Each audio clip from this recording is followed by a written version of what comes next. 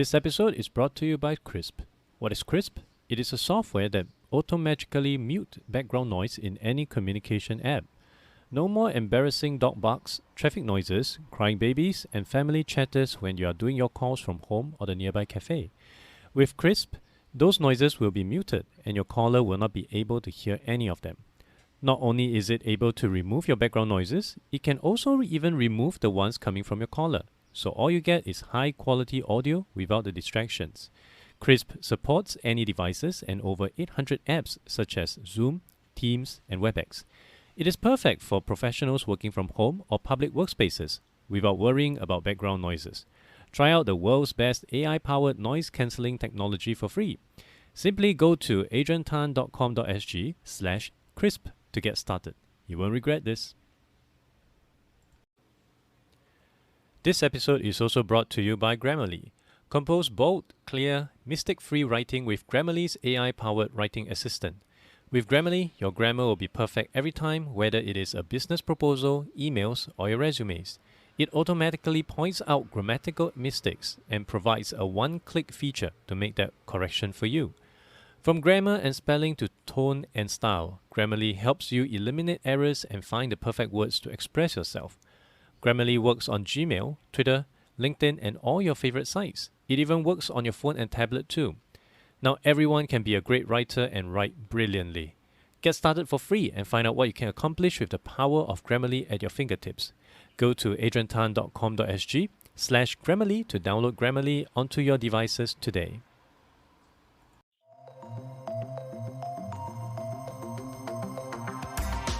Hey everyone, welcome to the Adrian Tan Show. This is my podcast where I have deep conversations with the people who are enabling organizations to become ready for the future of work. My guests include a mindfulness coach, the folks behind Singapore's most popular investment app, and many more. They all have one thing in common, and that is to help level up your organizations through your people. My guest today is the Chief Strategy Officer at Epitome Global, a next-generation employability technology, services and analytics company headquartered in Singapore. In this role, he is responsible for company strategy, people, partnerships, and corporate matters. Previously, he was the Group HR Director for Global Fashion Group, GFG, a global portfolio of fashion e-commerce startups in various regions of the world, including Zalora in Asia. In addition to his day job, he serves as the member of both the Executive Council of the Singapore Human Resources Institute and the Board Nomination Committee of AWA Limited. He volunteers as a mentor at the Workplace Accelerator, Southeast Asia's premier startup accelerator, exclusively focused on the future of work. He is also an angel investor focused on the people tech space, advises early-stage companies on strategy and advises large corporates on HR tech decisions. Please welcome my guest, Syed Ali. Thank you, Abbas, for coming onto the pod. Thanks for having me, Adrian. So let's jump straight in and understand a bit more about Epitome and what is the problem that it's trying to solve. Sure. So we're a technology services and analytics company focused primarily on the questions of employability and employment. We were founded in Singapore in around 2016 as CXS International. We found some early success in the talent assessment and analytics space. We won the Alibaba Cloud Startup Contest held in Malaysia in 2017. We then developed more products in the space of learning management systems, learning experience platforms. And then we've been doing a bit of a pivot in the last 12 to 18 months. And we've rebranded ourselves as Epitome in April of this year, 2020. And we are now actually in the process of launching our flagship product, which is what we call a national workforce platform that sort of integrates upskilling, job matching, job placement across an entire country if need be. So it's a very high level, high scale product. And our sort of mission is really to bring together individuals, educational institutions, enterprises, governments, everyone together, sort of navigate the future of work together. So because of that sort of focus being across all these stakeholders, our customers set also sort of represents that. So we have sort of multiple arms of the Singapore and Malaysia governments working with us. We have hundreds of educational institutions in multiple countries who are doing things with us. We have large institutional and enterprise customers like GIC, Standard Chartered, We have an entire industry sector in Malaysia, the aerospace sector working with us. And then we have sort of the labor movement in Singapore through NTUC, E2I, and community service organizations like Tangent working with us. So it's it's a very interesting sort of spread of customers we work with, and we're really sort of enjoying the journey. The pivot to a national workforce platform sounds really interesting. And I guess given that employability right now is such a hot topic due to COVID, it would be interesting to understand more about this platform. What's the vision behind it, and what would it look like when fully deployed? Great question. I think maybe what I'll do is I'll sort of do a before and after, and if you'll indulge me, I'll take a bit of time for this because I think it's a very large scale vision. So to sort of go into it, it's good to tell the story rather than go into sort of product functionality and features. So I think if you think about sort of the lifetime career journey of someone in Singapore, any individual, we have all this big talk about future of work, industrial revolution 4.0, etc. But ultimately, most of us have chosen our professions based on either what our parents did or the advice of some very smart corporate or HR uncle or auntie in our family or friend circle, or we read a university brochure and liked the sound of a degree, or we stumbled into something during our education or our career over time. I'm actually in that last category. My HR career came about by chance. I was actually in a very different career path at the start of my career. So, and we expect this to sort of chosen profession or career to last our entire working lives. But the reality is, we are not living in the same world as our parents. Careers are no longer 35-year marathons, they're a series of sprints. And the ecosystem set up for the whole employability question is not set up in a way that provides individuals with the guidance and infrastructure to sort of adapt to the new world. So, people in the universities, the career counselors and lecturers can basically advise us on curriculums and where previous students have been placed in terms of jobs. And in the world of work, HR is primarily mandated by their companies to focus on recruiting, training, performance managing, and deploying people based on the particular jobs in their particular companies. And even the HR tech sector, once you look past all the jargon and all the big words, it's actually a lot of solutions which are automating online what used to be done offline. So recruitment, assessment, employee engagement, training, record keeping, etc. And ed tech, adult learning, is also not very mature because everyone is sort of selling all these really cool pieces of learning, but they don't really add up to a bigger picture. So, I mean, we've seen the skills future projections. We need a lot of data scientists and software developers in Singapore, and that's fine, and we should do that. But when I look around now, every second training program on the market is talking about data science and Python, and do this for 1 month and suddenly you'll become a data scientist. And every HR tech solution these days seems to be talking about assessing or recruiting or interviewing developers or people with technical skills. What happened to the blue collar workers, in advanced manufacturing setups in Singapore, whose careers are at risk because of robotics? And what happened to the PMETs, whose careers are at risk because of RPA? What about mature workers in mature industries like shipping, logistics, oil and gas, commodities, who become redundant and then can't break back into the job market? And on the other side, you have the young frontline workers who are just graduating from universities and polytechnics and have skills for non-tech roles like sales and customer service, and they just aren't able to find jobs. So these are all real problems that impact the majority of the working population of any developed country. Now, the problem becomes worse is because as we go through our careers, there's a lot of fragmentation. So we go through, dozens and dozens of assessments, and we put our data in systems. We transact with different platforms in school, in university, in 5 different companies we work for, in 10 different professional development platforms, and sort of gig work and freelance platforms, GovTech services. So we have fragments of our careers, especially from a data perspective, stranded on all these systems, and they're ultimately lost. The best we can hope for is to sort of try to collect everything into LinkedIn or something like that in terms of a very basic resume. And the government here in Singapore tries very hard to bridge the gap with national systems like Skills Future, Careers Future, Jobs Bank, and with other subsidies, and grants, and supporting scholars and supporting all these things. But ultimately, it's not enough. And the reality is that today, despite being in 2020, our choices from a career perspective are driven by either the inertia of what we know or our parents know, or what we're doing at that time, or what is put in front of us by chance. So we don't really explore what's truly possible. And from an epitome perspective, that is the big problem we're trying to solve. As I said, we want to bring together all the stakeholders of employability and sort of help them build something which solves these challenges and build something greater. And there is demand everywhere for this. Individuals, if you go out, I speak at career events with NTUC, People's Association, Mendaki, etc. in Singapore. You hear it from them. Companies feel it as well because they're, especially the progressive employers are saying this is just not working. And Singapore, Malaysia, other progressive economies and governments are also sort of saying, look, for the sake of our citizens and for the sake of our economies, we have to do this better.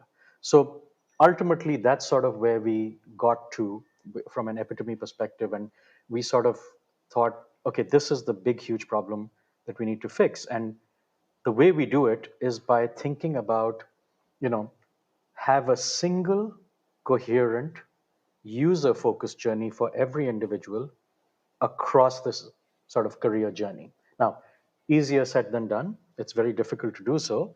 And we usually have to build it brick by brick over time. But that is the vision.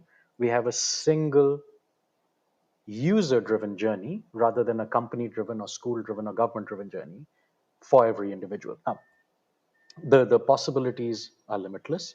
So imagine university students are able to sort of build self-awareness through getting access to more information about careers and jobs and able to take multiple assessments so they understand not just what is my personality, what is my career preference, but also really discover their passions and what really makes them happy in life. And then sort of that data is not used to box them into a few convenient categories like a horoscope, as is common with a lot of assessments these days. But really, it just is a jumping off point to say, have you thought of these 20 or 30 different career options to explore?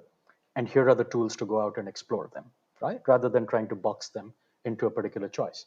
And they start going on this journey and exploring and maybe pursuing a university project or an internship. And as they go through these learning experiences, that data gets captured into the same system. And then they enter the world of work, and exactly the same thing happens. And as they get more and more data captured, and they narrow down more and more what careers they want to pursue and what jobs in those career paths they want to pursue, there is a visualization which improves over time of the skill gaps between where they are today from a skill perspective and where they need to be to get that dream role or that target aspirational role. And then on top of all that, you sort of get the learning experiences thrown in and various sort of services as an ecosystem around them, right? Whether it's from the university or from the employer, the career services, employability services from the likes of E2I, mentoring, coaching, et cetera, et cetera. Now, if you actually think about this going forward, it is already a pretty big story because what we're talking about is really taking multiple assessment tools, taking LXP functionality in terms of skills match, and then taking LMS functionality in terms of dropping in the learning experiences for these people and taking it across the education and the employment sort of ecosystems. So that is already pretty good, but then we didn't stop there because ultimately we realized that talent supply has to satisfy and meet talent demand to be relevant. So, sort of like digging a tunnel for an MRT, we also started digging from the other side, which is the talent demand side. So, we looked at the industry transformation roadmap set up by the tripartite movement in Singapore. There are broader job taxonomies at the national level that have been around in other developed markets for sort of longer periods. There are also the ones which are sold by HR consultants for salary benchmarking, etc. And sometimes large employers and government departments have their own internal sort of job taxonomy that they built up with the accompanying sort of competency maps, etc. I remember doing that in AT&T, and using an LXP system 15 years before Josh Bersin came up with the term LXP. So, companies have this stuff already in there. So we sort of then built our system to absorb these taxonomies so that the skill gaps and the learning recommendations that our individual users see are based on real world information and comparisons. And then we started building the path to sort of connecting these to ATS systems for companies or public job boards at the grand sort of ecosystem level. And really, this is sort of the end game for us. We want to take the entire journey from education all the way to job placement and bring it onto one system, generate a sort of living resume that covers that entire thing, and covers a dashboard where people can track their progress and really work towards outcomes in that. Now, the final piece of the puzzle, and I have to be very transparent here, that we have not yet built, which we are building right now, is the actual sort of AI machine learning sort of job matching engine, which has the ability to parse user resumes and job descriptions of jobs, of advertised jobs, and then really drive better job matching, job placement, and employability outcomes at scale.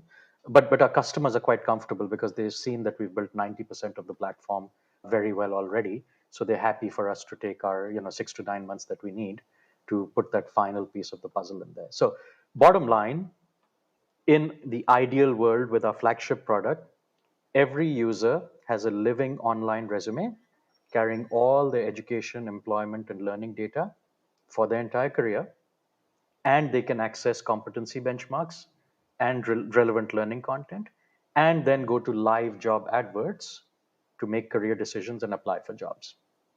Every company has a place where jobs are filled faster with candidates of a higher quality, even if they used every single recruitment tool on the market today and every search firm. The reality is this approach would generally result in a higher quality. What we are saying and prescribing here is it's because we are actually looking at developing people for roles over a period of time. So the job match and the people who are matched to those jobs are curated, they're trained. It's like a 10-year-old who's racing go-karts, and then for the next 10 years they're trained to be a Formula One driver ultimately. So you're literally picking somebody early in the education or career to then drive their development journey, or they have driven their development journey to be a match for your job as an employer.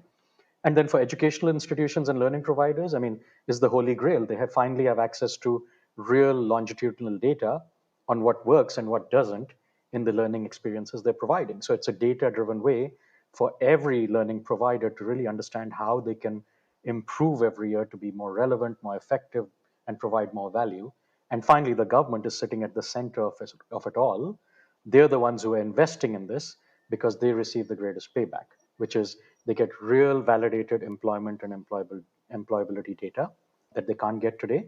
They have a game changing level of insight, which then drives their national level planning, investment, policy, and employability decisions and outcomes. So it's a big, huge vision. And sorry I took a few minutes to go through it, but interestingly enough, we actually got some validation very early from Gartner. We shared our plans with them, and they really said that this kind of solution, which is sort of, and I quote, which is not siloed and internal organization oriented, but open and connected across organizations, markets, and geographies, is really the future. And it's really, we are an example of the kind of innovative solutions that are emerging. So I hope that gives you some insight. It does sound extremely interesting where you have this. The way I look at it is really a better way or the right way to do resource allocation, especially when it comes to talent. Yeah. And this is something that, if done right, the talent would be much more fulfilled, much more productive, and so would the employers as well, and of course, at a nation, they will benefit too. It's really a very interesting and noble attempt in trying to solve quite a large pain point. And given your background, I do understand you come from HR. What actually motivated you to be involved with Epitome? That's a good question. So it's actually a pretty interesting story about how I got sort of involved. I knew one of the co-founders of Epitome socially. He's a Singaporean guy. We met many times over the years, and I was taking a sort of paternity sabbatical. My son had been born at the time, and I took a few months off between jobs to sort of take the time. And he said, "Hey, you have some free time. Why don't you just drop by and give us some advice on a startup we're thinking of doing?" And I got involved. I even took the time to get myself certified on their first assessment product. And it was a lot of fun. I ultimately went back to my corporate career. So I took HR leader roles with Lazada and then GFG in quick succession a couple of months later. But we agreed to stay in touch. And when the company was finally founded in sort of mid 2016, the team invited me to join the advisory board, and I accepted. And over the next few years, I followed the progress of the company, provided some advice. I do that for quite a few HR startups in Singapore, as you know. And then as time went by, I realized they were building something very special because every 6 months there was this massive surprise news that I would get. So when the time came for me to leave GFG, the IPO was happening, I was looking for my next role, it became sort of a very interesting choice for me to take on the sort of strategy lead role at Epitome. And the pitch from the co-founders was very interesting. They said, why do you want to continue being the HR leader for companies when you can help us build a system that will make you the HR leader for entire countries? So yeah, I was sold, and the company has lived up to its potential. The team is fantastic, and an added bonus is that I'm doing a very very commercial role now, and it's a great sort of refresher after 20 years of HR role. It's not been easy going. There have been some very difficult sort of quick learnings that I needed to do to catch up fast in terms of the commercial space, but it's great. And I highly recommend doing something like this to other HR leaders as well when they are ready for it. Definitely. I also look forward to seeing more HR leaders going into the business space, where I guess it would be a good heads up for everyone who's aspiring to grow into something larger and bigger. And well, at the same time, maybe to go beyond just the HR function and to experience something else, to provide that viewpoint from another perspective. So going back to Epitome product line, it seems like there's so many different products out there that you guys carry over and above the national platform that you are putting together. So, who would be your key competition at the product level? And most importantly, what is your unfair advantage? To be very honest with you, I think there was not a grand sort of plan for us to become a company which has multiple products and multiple so in sort of multiple areas of talent management and employability, rather than just sort of one flagship product like most sort of 3 or 4 year old startups. I think it was part of something that we needed to do to get to where we are today. So essentially, creating the kind of platform that I was just describing before this, which can do so many things with so many stakeholders, it's a huge undertaking for a small and relatively young company like Epitome.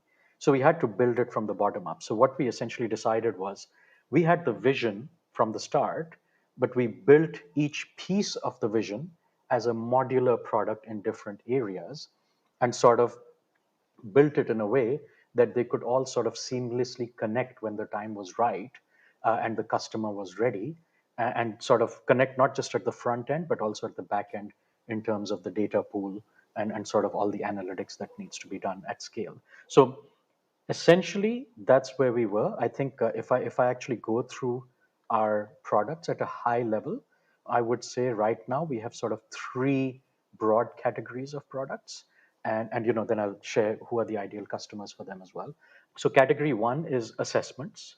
So we have a product called Catalyst, which is a holistic sort of assessment which captures career interests, preferences, skills, values, general life satisfaction, employee engagement, motivational levels at the individual team organization level. So this is one of those assessments where the way we are positioning it is you take one assessment which is reasonably priced and it replaces the need for you to do five assessments or surveys in the organization.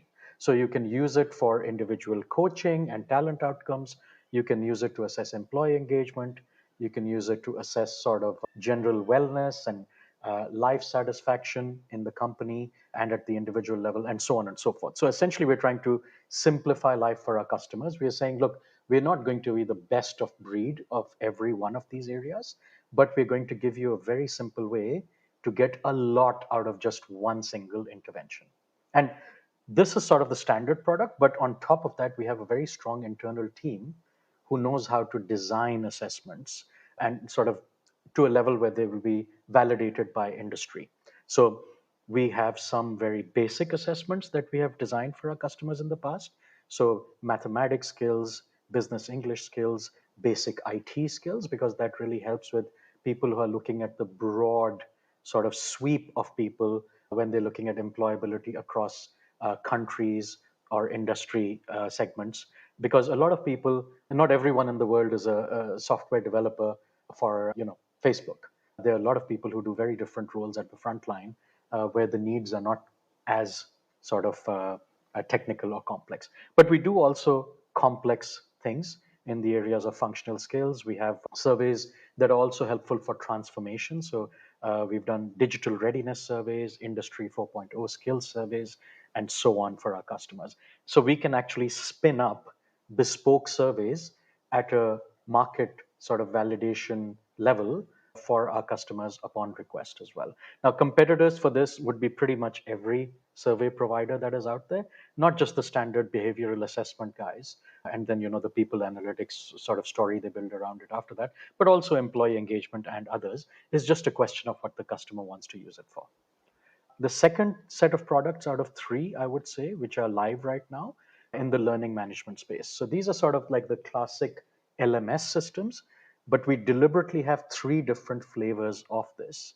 One is a very basic web based portal, no app, just basic login, put your content on. It's like a classic portal. And this is deliberately there as a super low priced option for SMEs or entrepreneurs who need to sort of deliver content reliably and securely, but don't want to pay $25,000 of setup fees and $50 per user license per year. Right? The second flavor of this LMS is a sort of app which is mobile responsive, configurable, has all the basic LMS functionality, but is still affordably priced, can run all sorts of bells and whistles like being multi-tenant, etc. And this is the classic sort of enterprise solution, which is competing with the B2B SaaS, US, European, and local LMS solutions that are on the market. And finally, we have a more premium LMS product.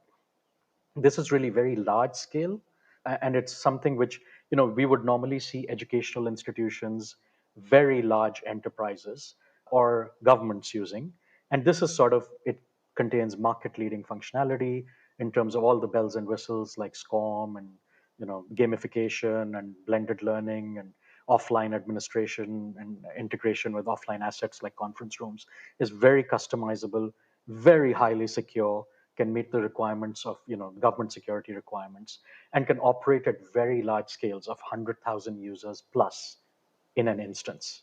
So that is a very different sort of edge case in terms of the high end LMS. And of course, the pricing also differs accordingly.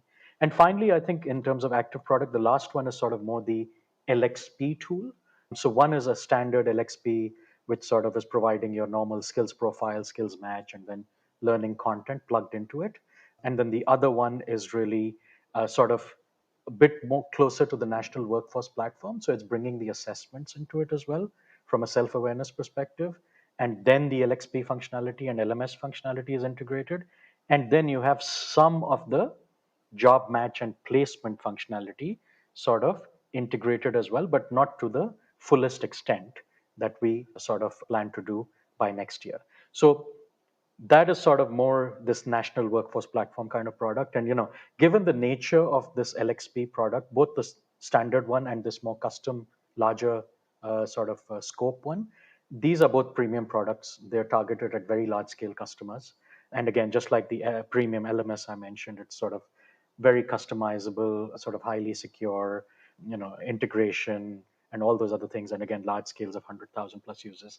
I mean, products like this, we are really competing with not just the top players in the market like a Degreed or some other sort of company in that space which is doing the LXP work, but we're even competing in this case with sort of what the system integrators are building for companies. So I use something which was a standard LXP model, as I said, in AT&T in 2001, 2002. It was built by Accenture, which was then known as Anderson Consulting, and it was cloud-based, unbelievably, so long ago, almost 20 years ago, and it worked very well. It actually reminded me of a product that is on the market today in terms of the pros and cons of that sort of implementation. So we are really competing at that level, even with what system integrators can create. The same with the premium LMS, by the way.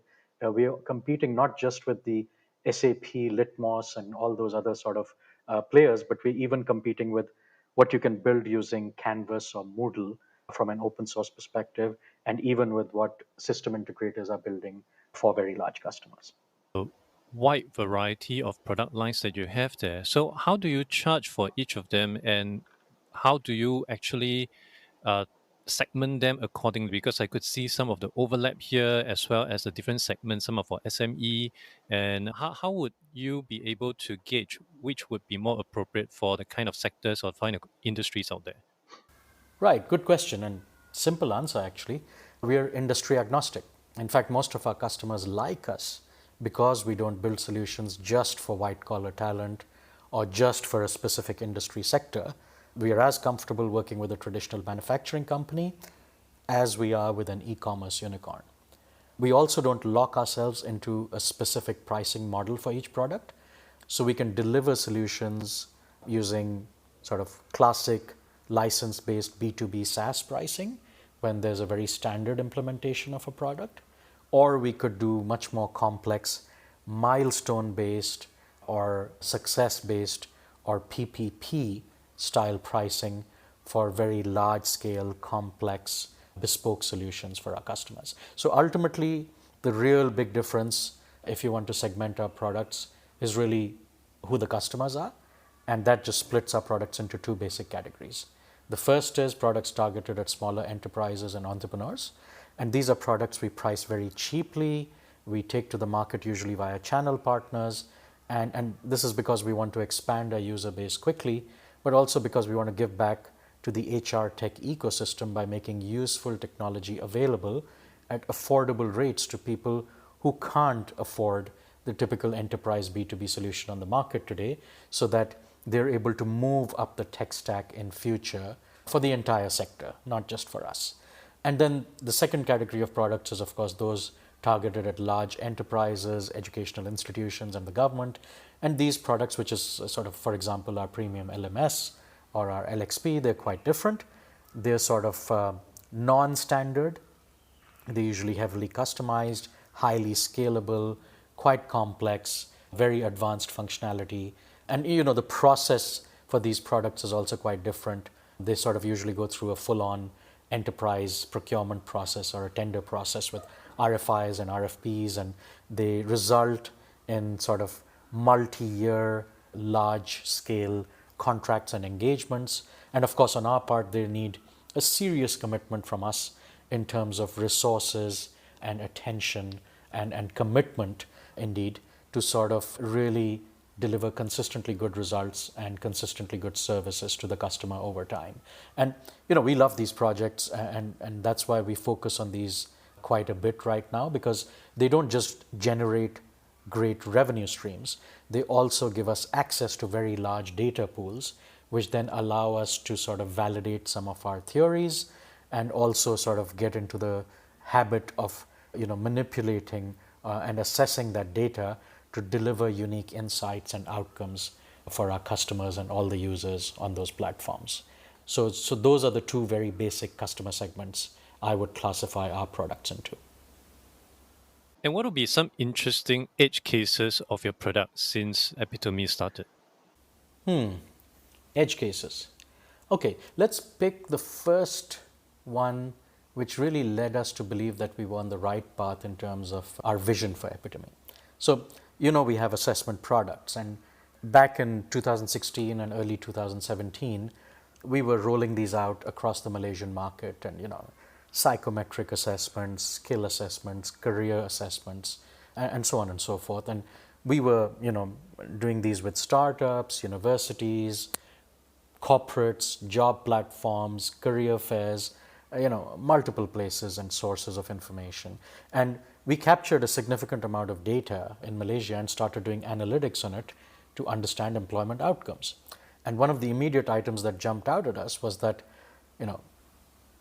there were many reasons for lower employability outcomes in Malaysia for university graduates, but there were some really, really low hanging fruit that we could see. So, for example, a lack of basic skills in business English and office IT. So, what we're talking about here is not writing complex technical white papers in English or coding in C++ when it comes to IT.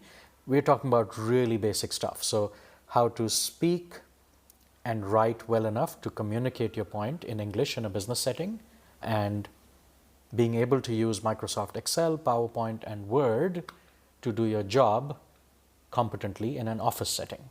So these very basic skill gaps were part of the reason why the gap between graduation to being employed was up to 10 calendar months for the average graduate of the average Malaysian Institute of Higher Learning. Now, this lack of employment suitability in emerging market graduates is not a new insight. Organizations like the McKinsey Global Institute have been telling us this for over 2 decades about markets like Malaysia, but also Indonesia, India, China, and so on and so forth. The difference between a strategy consultant and what Epitome could do, we realized, was that we didn't have to stop at diagnosing the problem with the data. We had enough domain expertise and the desire to step in and help the government to identify the low-hanging fruit in these sort of challenges, and then develop and even deliver the necessary solutions to these problems. So I'm going to make up the numbers here for confidentiality, but just to give you a flavor of the implications, if our efforts help the government bring down the average time to employment by just 3 months for 100,000 Malaysian graduates every year, that is 100,000 citizens working sooner. It's 300,000 months of extra salary per year being dispersed. And you add these two items together, there are massive gains nationally that come about in terms of individual life satisfaction, business productivity, consumer spending, and economic prosperity. And that's really the kind of impact that we want to drive in Epitome. And given your specialization in employability, what's your view on the things that can be done to drive better employability for local talents, especially for Singapore? Ooh, interesting question. I think Singapore suffers from problems of plenty almost. We have so much available to us, and we have so many resources put into this area by government, by educational institutions, by companies. A lot of our population is also fairly high income, not everyone, but quite a few people, so they can even invest in their own development quite easily. So there's just, in my opinion, there's just too much going on in Singapore, and I think you know there needs to be a bit of streamlining. So I think the first point, if I take the top 3 things that can be done better, the first point I would say is we just need to reduce fragmentation, and we need to integrate everyone. And I'm not saying we have to do it the way Epitome is proposing we do it. We just need to make sure that more of all these wonderful things we are already doing in Singapore are integrated, whether it comes from the perspective of data, systems, budgeting, or most importantly, in my opinion, the actual user journey that individuals go through. That seamlessness is missing right now, right? Despite all the good intentions and all the good initiatives. Number 2, I think, and this is something that all of us know, but I think sometimes we don't talk about it enough because we're all busy, looking at the latest and greatest new market best practice or technology development. I would sort of call it leave no man, woman, or child behind.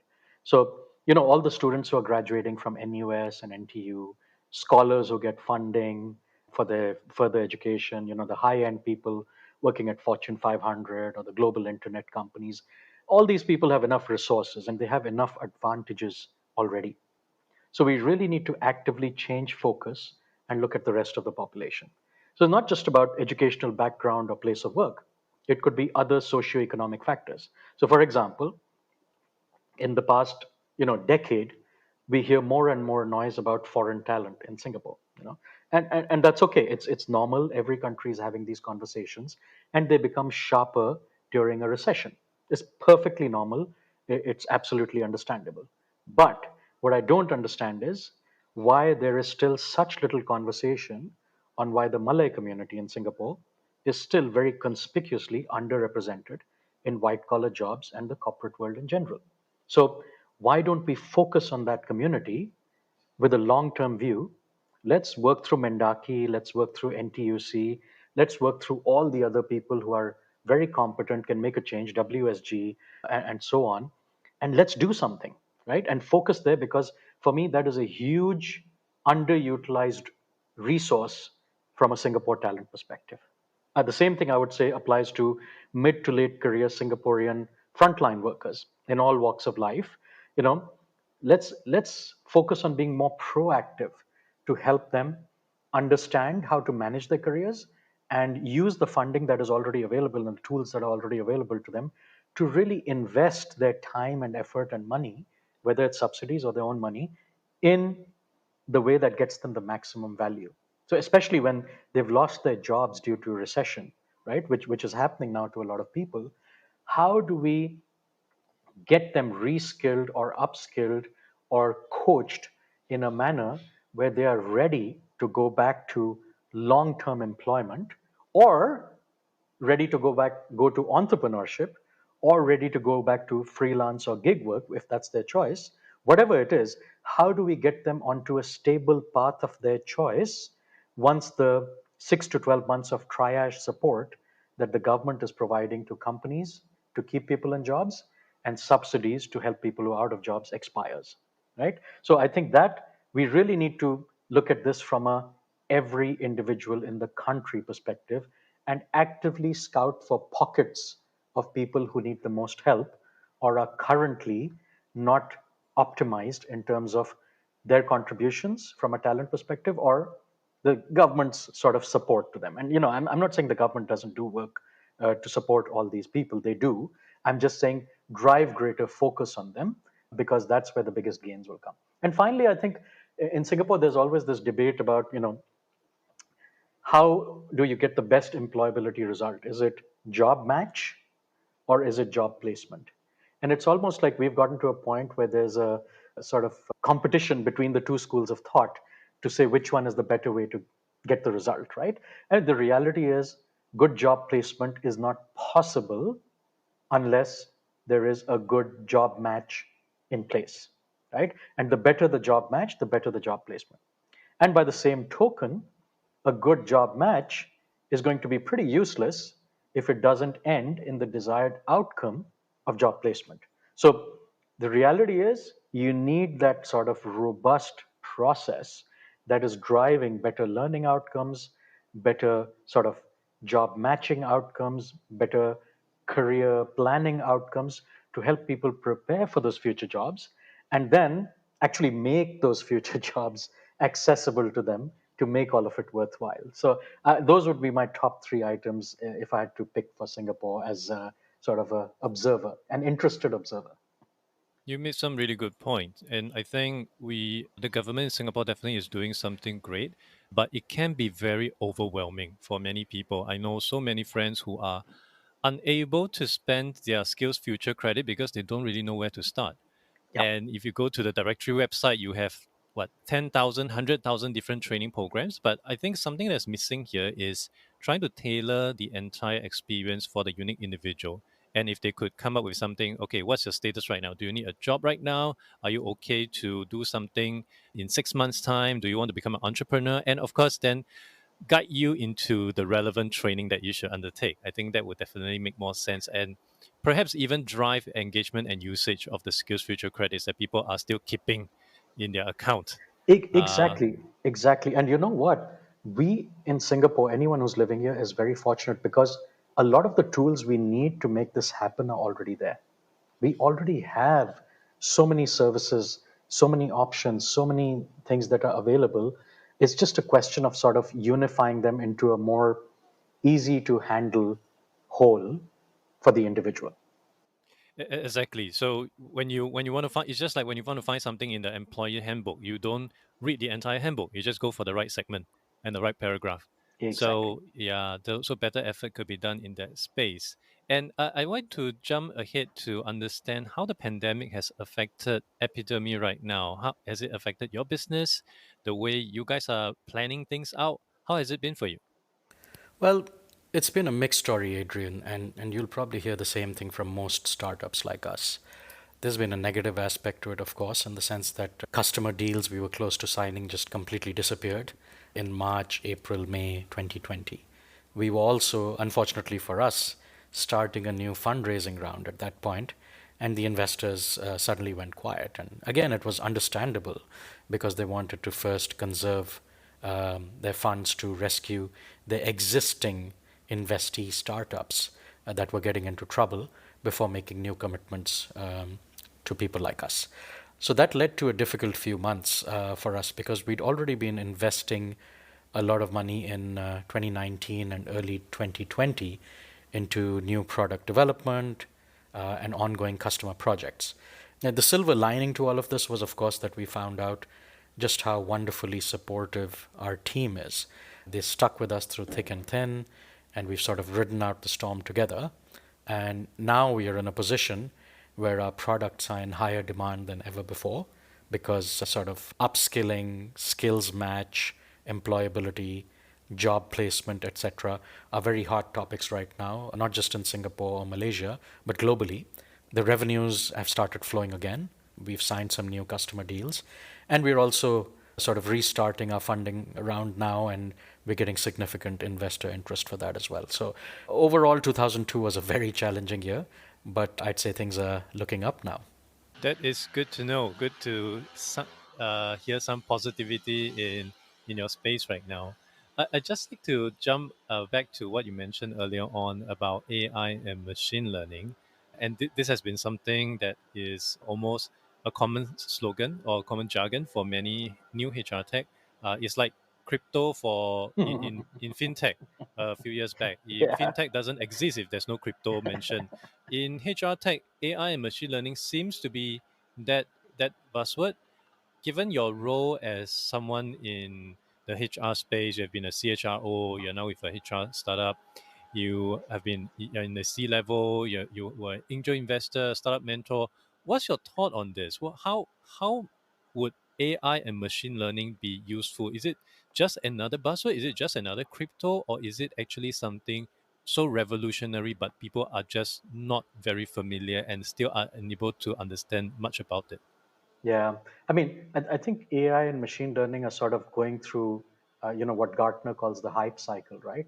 And it's really at its sort of peak in HR right now. And then there will be very soon what they call the trough of disillusionment. And then it will come back to the real level, which it will stabilize at in the long run. I mean, the bottom line is most companies, not all, most companies in HR tech and even ed tech who claim to provide AI and ML in their solutions are not able to deliver good results in this space, even if they have good algorithms in place. So, high level, three reasons for this. And, I can immediately riff on this because this is a conversation I have ad nauseum with customers to try and educate them, right? So, firstly, a lot of the activity that is generated by such companies, including us, by the way, including Epitome to an extent, until we sort of hit scale, is activity data rather than outcome data. So let me explain. If you take a person who has done one online course, five online courses, 10 online courses on your EdTech platform, or you take a person who scored 80% or 90% or 40% on your online developer assessment, you don't really know how it applies to the real world until you can actually track what impact it had on their jobs in the real world in terms of measurable results.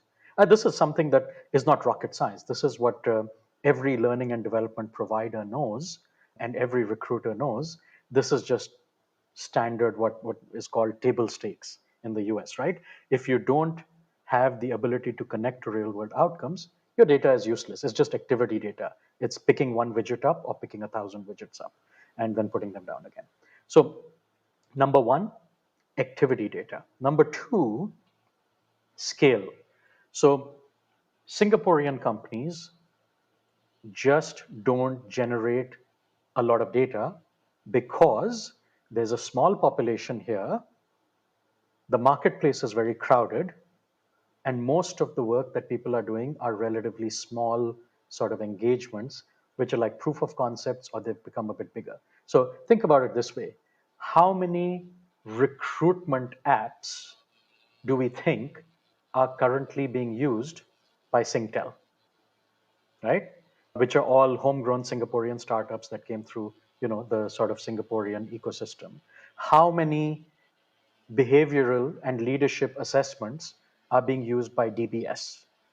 So the reality is that the same logos are showing up on the slides of a lot of people, and therefore the data is fragmented between multiple providers, even from the same companies.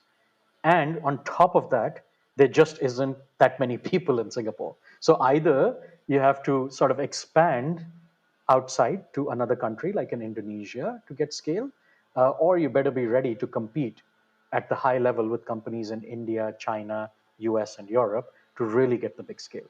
And that takes a lot of investment. It takes a lot of exposure. It takes a lot of development that our sort of relatively young HR tech scene has not yet come up to. So scale is missing. And finally, and this is very important, a lot of the sort of the typical B2B SaaS model that is used by HR tech companies and the typical B2C model that is used by ed tech companies, what they essentially do is the ed tech companies go out and sell a particular curriculum, and they use all these cute techniques after that, like gamification and nudges and so on, to get them to complete 40% of the curriculum, 60% of the curriculum, 80% of the curriculum. And the HR tech companies are really saying, okay, I'm going to focus on company cohorts that are doing, or doing something to company cohorts in terms of recruitment, employee engagement on a periodic basis, learning campaigns, performance management cycles, and so on. So a lot of this data is basically cross-sectional, which in data science language means it is one-off snapshots. So essentially, the data that these people hold as companies across the board for a lot of players is a number of one-off snapshots that are at the organization level, right, or the team level. What they are not set up to do by design is to actually have longitudinal information, which means transactions repeated over time and tracked at sort of the individual level through all those iterations, because that's where you really can measure impact and outcomes. And that's where you can really say, okay, I can draw conclusions at the individual level and then sort of aggregated them at the organization level to do sort of real machine learning and generate sort of predictive analytics and all those other good things that come out of it. So in short, I think there are people who are doing AI and machine learning, but a lot of them are not providers from ASEAN and Singapore. A lot of them are usually people who are coming to us from the US, etc., and they have already got, the scale to do the machine learning, but they don't necessarily have the local data for valid comparisons. So overall, I would say we need data that is activity and outcome based. We need data on a large scale in the local context. We need cross sectional and longitudinal data, and we need iterations trackable at the individual level and team level and organization level. And this is why you start to see the problems once people who profess to have AI and ML go into proof of concept. So startups actually, when they go to enterprise clients and talk about AI and ML, actually it's not a big problem, because quite frankly, the enterprise clients, most of them are not really looking for AI and ML out of it to really drive work streams.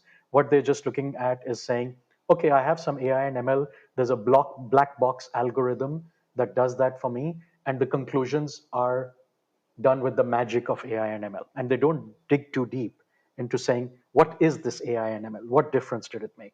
So actually at the enterprise client level, it's not such a problem, right? And that's why, a lot of assessment companies, interview companies, testing companies, and so on are doing quite well with that sort of approach and model. The problem happens when the same startups, or startups that are doing, skills match, or startups that are doing data analysis and data parsing, actually go to educational institutions and the government and say, I can do AI and ML. So here's the problem that happens. They actually can't do AI and ML until they hit a certain scale. And they go into these proof of concepts, promise too much too soon. And then the customer very quickly realizes that actually there is no AI or ML, it's just a hard coded decision tree or a very basic keyword search that is being dressed to look up like sort of AI and ML. And that's where the problems usually sort of happen, and the customer becomes a bit unhappy. You would be surprised that when I speak to customers on behalf of Epitome, and our team does, we actually clearly tell them upfront that we cannot deliver AI and ML immediately for them. For enterprise customers, we actually ask them, do you even need AI and ML? And what do you need it for? And for educational institutions and governments, we actually say, if you really want AI and ML, you need to award contracts of 5 years or more, regardless of whether we win it or someone else wins it, so that the system installed has the time and the chance to build enough scale in the data, build enough sort of longitudinal data, and go through enough iterations to actually be able to train an AI system and actually drive machine learning. So that would be sort of my view. It's not a pretty picture. It's not an optimistic picture.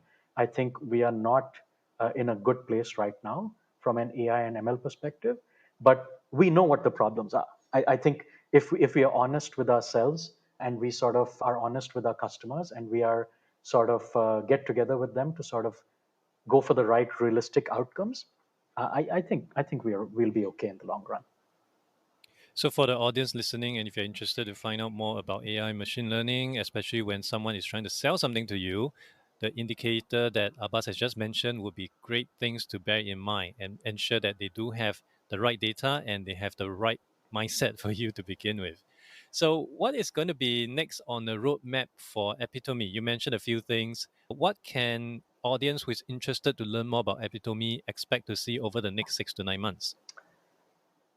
Great question. And I was still stuck on the last comment you just made. I was thinking, oh my God, my AI ML comments are going to make me very unpopular with some of my friends in the HR tech space. That's the truth. It's But it's the perfectly truth. fine. I It's the think, truth. and I think more people need to know this, because the last thing that I want to see is to see people being hoodwinked by all this different jargon and all this complexity.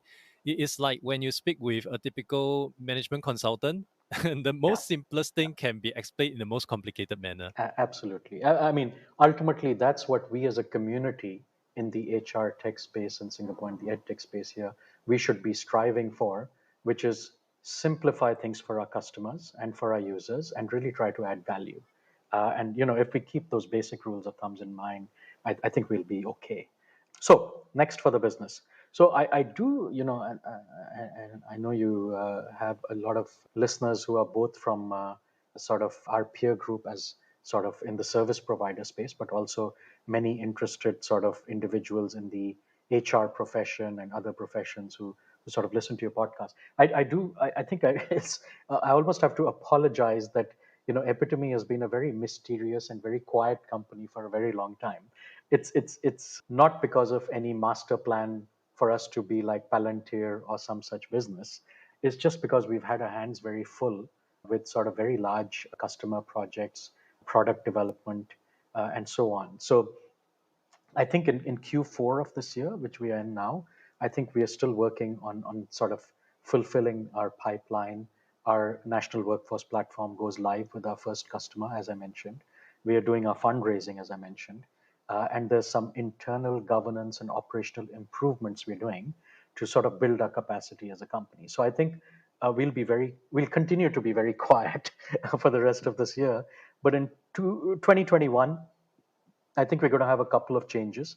So the first thing we're going to do is we've obviously found some success in the government and educational sort of space but less so in the enterprise space because a lot of our products weren't really optimized for the enterprise space to begin with. And we were really focused on building out a platform. But now that we've sort of built out the bulk of our platform and we are seeing it to its logical conclusion, we now have the time, resources, and desire to go out more actively into the enterprise space. So we're very fortunate. We now have on board the former CEO of Mercer for Malaysia. He's in our team and he's been quietly working behind the scenes to trial various ideas for us in the enterprise technology space and the consulting space, and is actually sort of piloting a few assignments for us in Singapore and in Malaysia, which are two home markets, through this year. So if based on the results of those sort of pilots, we will actually come to the market in 2021 with more enterprise products, and then we will be more visible, as you would expect, both online and offline over time. We're still not going to be sort of in every conference and in every sort of industry event, but we will definitely make it a point to reach out. But more important than that, we will make it a point to sort of connect more with our customers and potential customers. And I would highly encourage anyone who is not following us on LinkedIn to do so. It's very quiet right now, but we promise it will be less quiet next year. Good to know. And are there any hiring plans as well? Not immediately, but we are looking maybe towards the end of the year based on sort of the business roadmap and product roadmap for 2021 to bring in a few people by the end of the year. And that would be obviously some developers, because we do develop our own products, some UI, UX people, some maybe one or two good project managers, and interestingly enough, career coaching talent, because obviously we are in the employability space, and sometimes our customers need expert advice, almost from a train the trainer perspective, rather than actually delivering live career coaching like sort of the providers that are already in the market, or WSG or E2I, and other folks who are already doing a great job. So we're also very flexible in how we do things. So, we can work with part-timers, we can work with freelancers, we can work with consultants. It's no problem. We just want to make sure that when we work with someone, they're happy with what they're doing for us. We're happy with what we're doing with them, and we can all agree on the right sort of arrangement. And for people who is interested to learn more about Epitome, you mentioned about the LinkedIn page. Anywhere else you would suggest for them to check out? I think the LinkedIn page is very blank. So I would suggest instead going to our website, which is very easy, epitome.global. You will find more information there. You will find some helpful content there to visualize our model and our vision, and also some explainer videos, just a couple of them, and some articles. I do apologize in advance to all the people who go on our website that we don't have very specific customer details. And in fact, some of the logos of the customers are also missing. The reason for that is some of the really large projects that we build are actually white label systems, and they are launched and rolled out under another name by the customer. And given the kind of clientele we have, that usually means that we want to keep that sort of arrangement very, very confidential and very quiet. So, our management or our employees and our customers and our investors know, who those people are and which systems out there in the market are actually Epitome systems rather than systems built by XYZ. But we don't advertise it on our website because it's sensitive information. But other than that, yes, there's some interesting reading material on our website for people to go through. For audience who will be interested to learn more, I'll be adding this into the show notes so you can find out more. And also the LinkedIn page as well. Hopefully that will pressure you guys to put in more content as more people will be visiting that very soon. But otherwise, thank you so much, Abbas, for making time today. Great conversation with you, and I hope all the best in the rest of your journey with Epitome. Thank you, Adrian. Thank you for having me, and wish you and your listeners all the best. Thank you for listening to the podcast. You can refer to the show notes for links to more information about our guests and their businesses. If you enjoyed this podcast, it will be helpful to give a review on iTunes or follow me on Spotify. If you're using Overcast, please hit the star button under the episode. That will help get this podcast and the episodes out to more people who may find it useful. I will see you in the next episode of The Adrian Tan Show.